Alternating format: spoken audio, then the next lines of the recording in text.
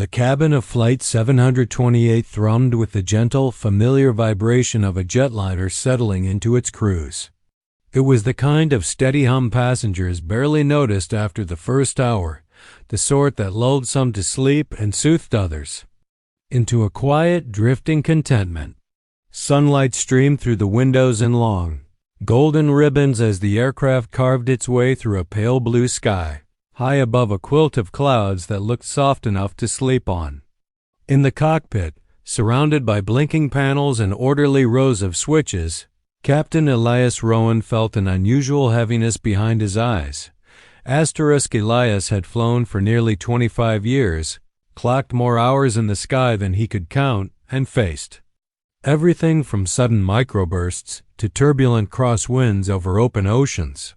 Yet, despite his unshakable professionalism, he had started the morning with a lingering tightness in his chest. He had chalked it up to fatigue. Long nights, early mornings, and the unsaid but ever-present pressure of being responsible for hundreds of lives tended to leave invisible marks. His co-pilot, First Officer Daniel Hart, glanced over with a casual friendliness.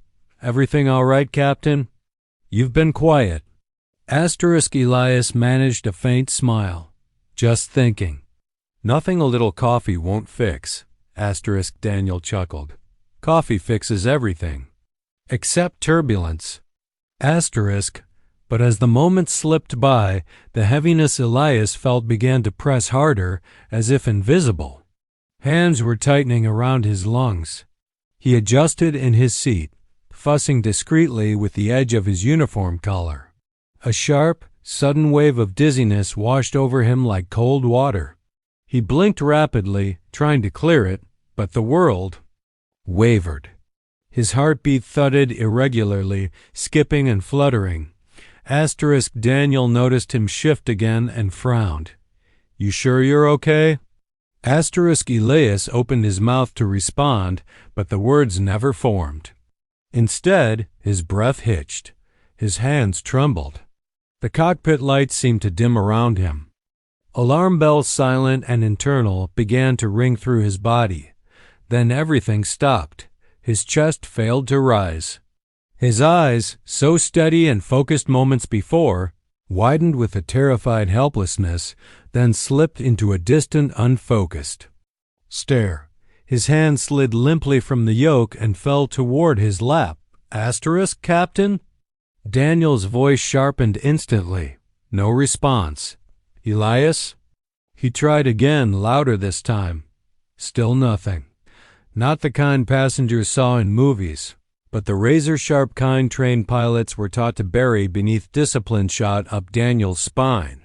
He unbuckled, reaching across to check the captain's pulse, his voice trembling despite every attempt to steady it. Elias's breathing was shallow no, fading no, gone. "Come on, not now," Daniel whispered, dread rising like water in a flooding compartment. He grabbed the key. Intercom with shaking fingers, his voice cracking in a way that startled even him. "Flight attendants to the cockpit. Immediately. Medical emergency." The alarms inside Daniel were louder than the cockpit's beeps. His training screamed at him to maintain control of the aircraft, run checklists, secure the cabin, communicate. But another voice, the human voice, begged for the man beside him to breathe again. Behind the locked cockpit door, passengers continued reading magazines, sipping sodas, stretching legs, unaware of the quiet catastrophe unraveling at the front of the plane. One of them, in row 12B, was leaning back in her seat, her eyes closed as she tried to relax into her long-awaited vacation. A cardiac nurse, though no one around her yet knew it. Daniel hit the call again, this time to the entire cabin. His voice was strained, urgent, stripped of its usual confident rhythm. "Ladies and gentlemen, if there is a medical professional on board, please make yourself known to the flight attendants immediately. This is urgent." Gasps scattered through the cabin. A few people turned in their seats, scanning their neighbors as if a doctor might reveal themselves like a superhero. Flight attendants sprang into motion, whispering to each other, their faces pale and tight. Asterisk in the cockpit, the world had narrowed to two things: Daniel's frantic heartbeat and the stillness of Captain Rowan.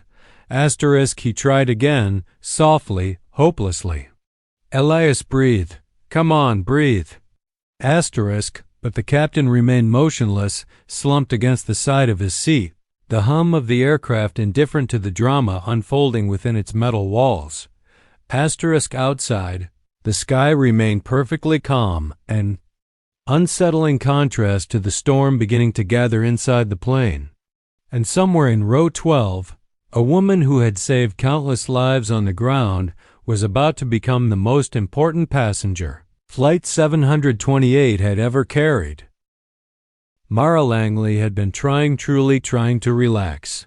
For the first time in almost 3 years, she wasn't rushing between patient rooms, juggling emergency charts, or managing codes in the cardiac unit.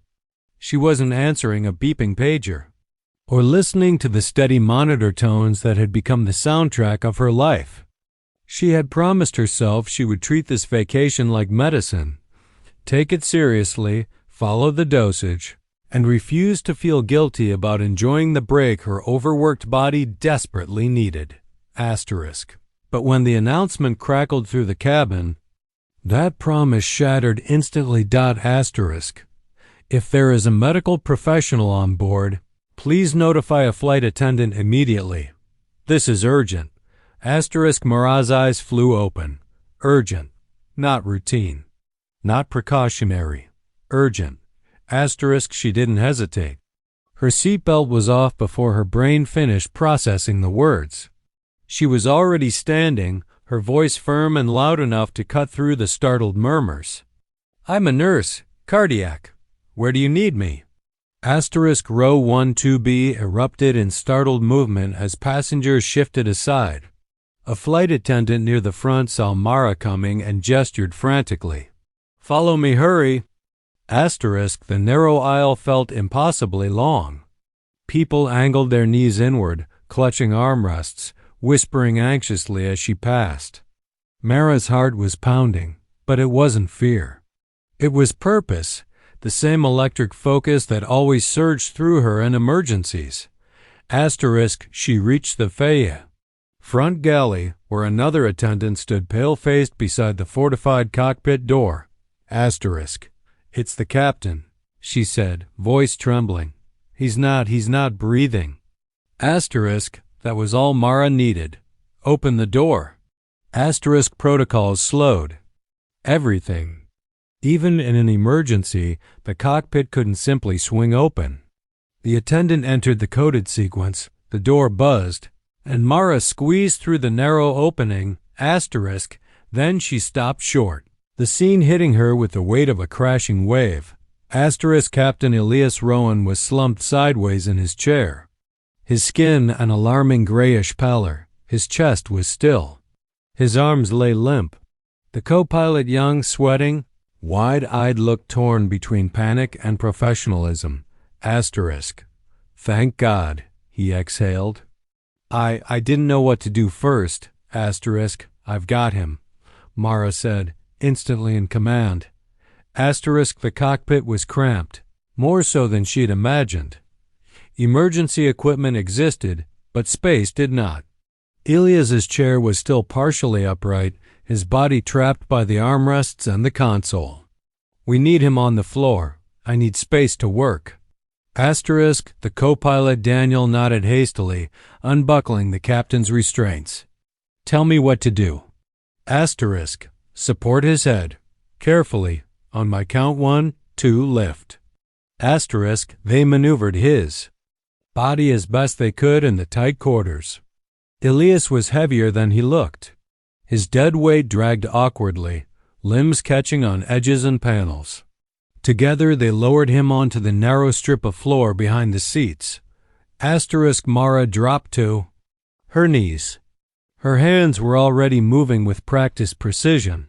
2 fingers to the carotid artery, her ear close to his mouth. Eyes scanning his chest for movement. Nothing. Her voice sharpened. He's pulseless. Starting compressions. Daniel swallowed. Hard. Okay, what can I call out anything the instruments need from you, she ordered. But stay with me when you can. Her palms positioned themselves at the center of Elias's sternum. She interlocked her fingers, leaned forward, and began compressions, strong, deep, steady, each one forcing her weight downward. She counted silently in her head. 1, 2, 3. The cockpit was a tangle of sounds, her rhythm of compressions. The soft thud of her hands against the captain's chest and the constant hum of the aircraft around them. Daniel hovered close, torn between the panels of instruments and the man who had mentored him since his first day in the airline. Is there anything you need? He asked, voice tight. An AED if you have one, she said. Any oxygen. Gloves if possible. He scrambled toward the emergency kit compartment while Mara continued compressions, the motion becoming mechanical, almost musical. Sweat beaded at her temples, but she didn't slow. She didn't even blink. She had seen this scene in hospital. Rooms, hallways, parking lots, elevators, life collapsing without warning. She never got used to it, but she always faced it. Daniel returned with an AED, hand shaking. Mara gestured without pausing compressions. Turn it on. Attach the pads. He did, fumbling slightly but managing. The machine's voice began its calm, automated instructions. Analyzing heart rhythm. Do not touch patient. Mara lifted. Her hands, her breathing heavy. Daniel stepped back. The machine beeped. Shock advised. Mara nodded sharply. Do it. The shock fired, Elias's body jerking once on the floor. The machine resumed its instructions and Mara immediately resumed compressions. Come on, Captain, Daniel whispered, hands clenched. Mara didn't speak. She simply work-trained, relentless, refusing to let life slip away in the narrow space of a cockpit flying miles above the earth. Somewhere behind the locked door, 200 passengers sat in frightened silence. Here. In the tightest corner of the plane, a battle for one man's life had begun. The cockpit was a claustrophobic cage. Every inch of space seemed to press against Mara Langley's shoulders as she leaned over the captain, compressions hammering into his chest like a metronome of life. Her heart pounded in her own ears, but she didn't pause. She couldn't. Every second without breath was a second closer to losing him forever. Daniel Hart hovered nearby, white-knuckled, monitoring the blinking panels that no longer mattered as much as the man lying on the floor. Is there anything else I can do? His voice wavered. Adrenaline and fear had stripped it of its usual firmness. Yes, Mara said without looking up. Stay calm. Keep monitoring the instruments. Give me the AED when it says to shock. Again, that's it. Don't move unless I tell you. Her voice was calm, but her eyes were sharp and urgent. In moments like this, clarity was survival. Panic was deadly. The automated voice of the AED filled the cockpit with cold mechanical clarity, analyzing heart rhythm. Do not touch patient. Mara lifted her hands. Daniel complied instantly, stepping back. The device beeped a final note. Shock advised. Mara nodded and gestured. Clear. The shock fired. Elias's body arched unnaturally for a brief instant, then settled back onto the floor like a marionette whose strings had been cut. Mara returned to compressions. Her movements were fluid, powerful, trained, but exhaustion began to creep into her muscles. Sweat beaded along her hairline, ran down her back, dampening the fabric of her uniform. She ignored it. She couldn't allow fatigue to seep in now. Not when she had him in her hands.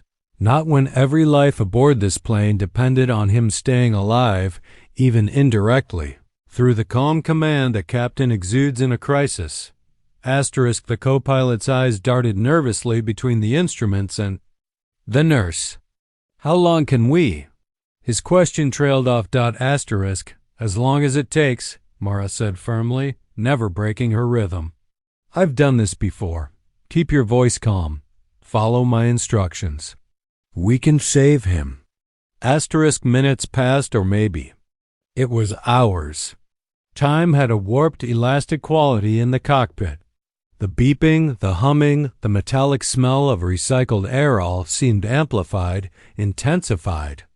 She could feel the eyes of 200 passengers somewhere behind the locked door, invisible but present, waiting for hope to reach them. She kept her mind focused, counting in her head. 1, 2, 3, 4. Asterisk, breathe for me, Captain. Come on. She whispered under her breath, the words soft but commanding.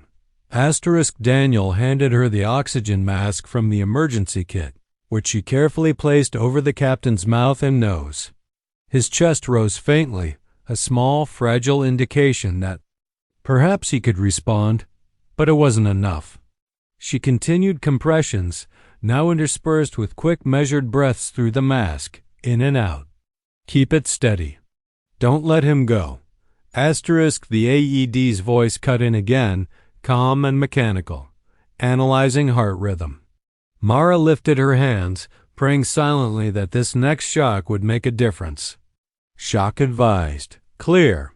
She shouted, and the electricity surged once more. Elias's body twitched violently, his jaw clenching involuntarily. Her hands dropped immediately back into place, compressions resuming without pause. Asterisk, then, after what felt like an eternity of relentless motion, a faint sound reached her ears. A gasp. Her heart leapt. Asterisk. Did you hear that? Daniel whispered, voice trembling. Asterisk, Mara didn't answer at first, focusing instead on the chest rising, however faintly. Another gasp. Another small rise. She slowed slightly but didn't stop. Keep going. He's responding. Don't stop. Her voice had a new edge, hope, tentative but real. Asterisk, a cough ripped from Elias's throat, weak but unmistakable. His eyelids fluttered, opening just enough for the gray, glassy eyes to meet Mara's. Recognition flickered there, confusion, fear, but life. He exhaled, his first real breath in minutes that could have been a lifetime. Asterisk, Mara finally allowed herself a short, shuddering exhale. You're okay, she said. You're okay, Captain. She pressed lightly on his chest to ensure the rhythm held. Stay with me. Just stay with me. Asterisk, Daniel exhaled a relieved, shaky breath and called the flight attendants on the intercom. He's breathing again. Repeat, the captain is breathing. His voice cracked, but relief bled through. Asterisk, outside the cockpit door, passengers stiffened. Whispers turned into soft cheers, relieved murmurs spreading like wildfire. Somewhere behind the walls of the fuselage, hope began to ripple. A hero, they did not yet know. A nurse from 12B had bridged the distance between despair and life. Asterisk. Mara continued monitoring Elias as his color slowly returned, his pulse growing steadier with each passing minute. She checked the oxygen mask, adjusted it, and spoke gently. You're safe. You're going to be okay. Her hands remained ready, never leaving his chest completely in case another crisis struck. The co-pilot stayed close, visibly shaken, yet obediently following her instructions with a growing sense of calm. Asterisk, somewhere in her chest, Mara felt the familiar mix of exhaustion and triumph. She had done what she had trained for, what she had prepared for, and in doing so, she had carved a path between life and death at 35,000 feet. Outside the cockpit, the plane sailed smoothly through the sky, unaware of the drama. Its passengers had survived. Inside, life returned, fragile but alive, because someone had acted when it truly mattered. And in that tiny, cramped cockpit, Mara realized something profound. The measure of courage isn't in moments of calm, but in the seconds where every heartbeat counts and every breath can make the difference between loss and hope. The tension in the cockpit slowly gave way to controlled relief. Captain Elias Rowan's pulse had returned to a measurable rhythm, his chest rising steadily and his eyes, though still glassy and fragile, focused on the narrow strip of floor, where Mara Langley knelt, hands poised but now resting lightly atop his torso. The metallic hum of the aircraft seemed almost peaceful in comparison to the chaos that had filled the last hour. Every beep, every vibration, every click of buttons in the cockpit now felt like an affirmation. Life persisted, at least for now. Daniel Hart exhaled, leaning back against the side panel with shaky shoulders. I can't believe it. You saved him. I didn't know what else to do. His voice was soft, overwhelmed by the magnitude of what had just transpired. His training had prepared him for emergencies, but he had never confronted a situation so raw and personal, so dependent entirely on another person's skill, calm, and courage. Mara gave him a brief nod, eyes still fixed on the captain. You did what you could. You stayed calm. That matters. But he was unresponsive. I had to act. She paused, listening to the rhythm of Elias's pulse beneath her fingers. It was strong now, steady, insistently alive. She finally allowed herself a tiny exhale of relief, though exhaustion began to weigh heavily on her limbs. Medical attention as soon as we land, she added softly. We need him stabilized. Her voice, while gentle, carried an unmistakable authority. It was the voice of someone who had fought death more times than she could count, and emerged victorious enough to know that hope was always tied to action. Daniel nodded quickly, already keying the radio. Mayday procedures aren't needed, but will divert to the nearest airport. Emergency medical services are standing by. He glanced at Mara with gratitude and awe. I can't thank you enough. You don't need to, she said, brushing a bead of sweat from her temple. Just follow protocol. Keep him monitored. That's enough. The co-pilot's fingers moved across the controls, redirecting the plane toward a regional airport with a medical team on standby. Outside, the sky remained calm, but the plane seemed to carry a heavier sense of purpose now, as if the very wings understood the gravity of what had occurred inside its fuselage. Every passenger on board was living unaware of the heroism that had just unfolded in front of them, except for the subtle vibrations of tension and whispered prayers circulating through the cabin. Meanwhile, Mara remained beside the captain. She had switched from compressions to a careful monitoring of breathing and pulse, ensuring that the fragile equilibrium she had restored was maintained. She gently repositioned him, offering him oxygen while maintaining a comforting presence. Elias's breathing was shallow at first, but it was steady, and Mara could see the slow return of color to his face. Each inhale was a victory.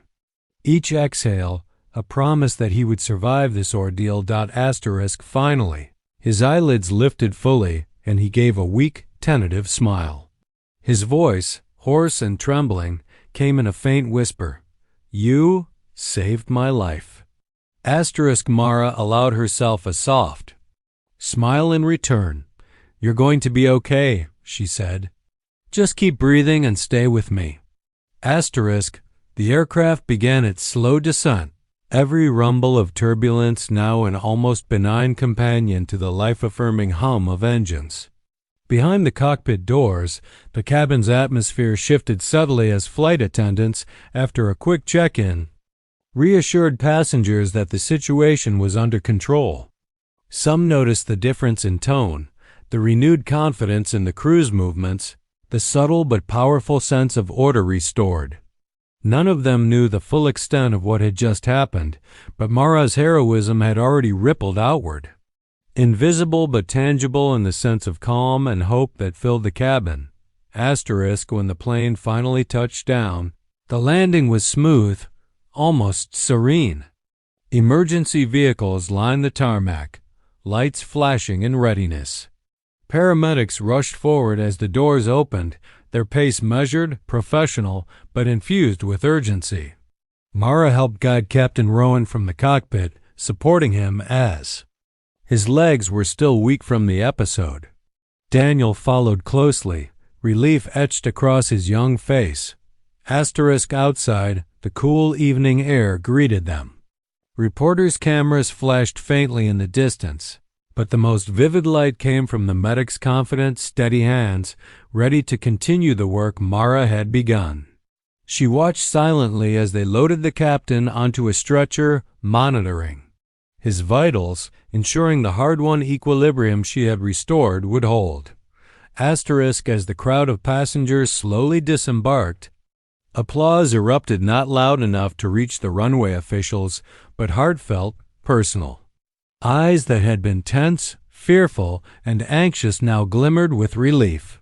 Somewhere in row 12B, the very seat Mara had vacated earlier, passengers whispered thanks that were more symbolic than directed.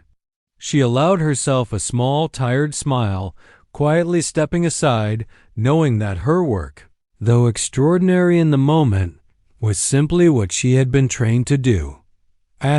Finally, as she stood on the tarmac watching the captain lift it into the FAA ambulance, he reached up weakly, his hand trembling, and whispered again, "Thank you, truly, thank you." Mara's hand brushed lightly over his arm. "Just keep breathing," she said softly. "You've got a lot of life left to live." She stepped back, letting the professionals take over, feeling the strange, powerful satisfaction that comes from having met an impossible moment and emerged on the side of life. The plane, now empty of its extraordinary drama, stood silent but ready, as if aware that it had carried more than just passengers. It had carried hope, courage, and the reminder that heroes could appear in the most ordinary places, sometimes.